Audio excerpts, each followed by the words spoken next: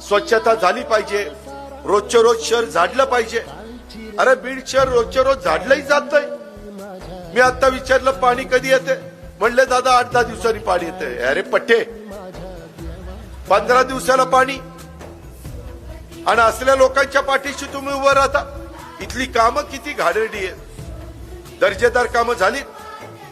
इथं डॉक्टर बाबासाहेब आंबेडकरांचा पुतळा उभा केलाय, पाऊस आला की तिथं पाणी साठतंय.